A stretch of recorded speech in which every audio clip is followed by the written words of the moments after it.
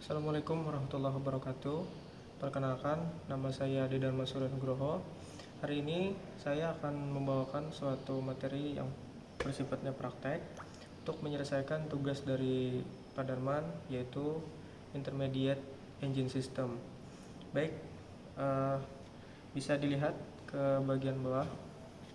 Hari ini saya akan menjelaskan komponen apa saja dan bagaimana cara kerja dari gear pump ini. Baik, untuk komponen yang ada di sini bisa kita lihat, yaitu ada gear yang terhubung dengan engine atau crankshaft. Lalu pada bagian sini kita bisa melihat yang ini adalah drive gear, maksud saya driven gear, gear yang digerakkan oleh gear utama atau gear penggerak, yaitu drive gear. Nah, bisa dilihat seperti ini. Lalu di sini bisa kita lihat untuk ke sebelah sini. Di sini ada spring atau yang bisa kita sebut dengan bypass valve yang berfungsi untuk mengembalikan tekanan oli yang berlebih pada bagian outlet.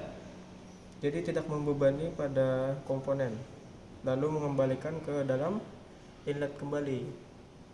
Maka siklus akan terus berulang seperti itu. Lalu untuk cara kerja komponen ini sendiri, yaitu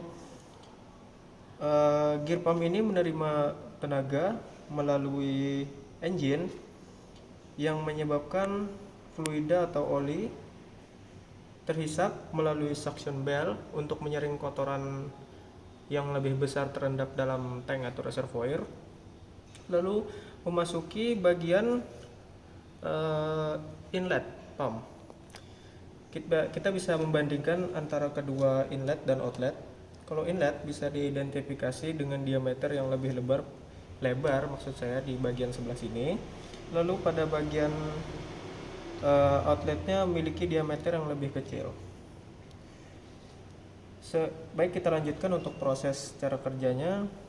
Pada saat fluida atau oli sudah memasuki bagian inlet, maka gear akan memutar melawan searah dengan jarum jam maksud saya.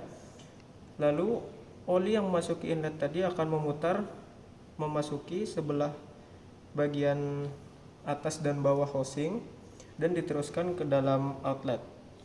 Lalu apabila balik lagi ke bypass valve, lalu apabila tekanan oli berlebihan pada bagian outlet, maka plunger di dalam bypass valve akan mendorong ke atas dan spring akan terlawan atau terdorong yang mengembalikan fluida kembali ke dalam inlet.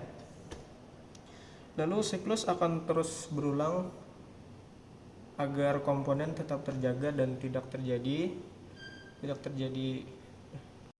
Baik, untuk gear pump ini bisa kita lihat ada dua perbedaan antara diameter inlet dan outlet. Apa perbedaannya? Baik, saya akan jelaskan. Pada bagian inlet ini bisa kita lihat yaitu diameter untuk daripada inlet ini lebih besar, yaitu untuk memaksimalkan fluida yang masuk ke dalam. Lalu pada bagian outlet kita bisa lihat di sini untuk diameter yang lebih kecil, yang dimana diameter lebih kecil apabila tekanan atau fluida yang keluar ini lebih banyak, maka akan meningkatkan tekanan pada bagian outletnya. Oke, untuk jalur olinya, pertama pada saat tenaga dari engine diberikan, idler gear akan menggerakkan driven gear dan memutar searah jarum jam untuk menghasilkan kevakuman pada bagian inlet, yaitu agar dapat menghisap fluida mengitari bagian housing pada gigi gear yang menempel pada bagian housing. Lalu pada saat memasuki outlet, yang dimana volume ruang akan menyusut dan meningkatkan tekanan oli dan memaksa oli untuk keluar dari outletnya. Proses ini mungkin untuk gear pump ini bertipe fix. Maksudnya adalah putaran daripada gear yang saling bertautan ini mengikuti kecepatan dari engine. Apabila engine memerlukan tenaga lebih yang otomatis akan menaikkan RPM, maka gear pump akan mengikuti seberapa cepat engine memberikan tenaganya. Maka kecepatan daripada kedua gear ini akan lebih cepat juga menghasilkan fluida yang lebih banyak. Oke. Baik, mungkin itu saja dari saya untuk penjelasan dari gear pump ini.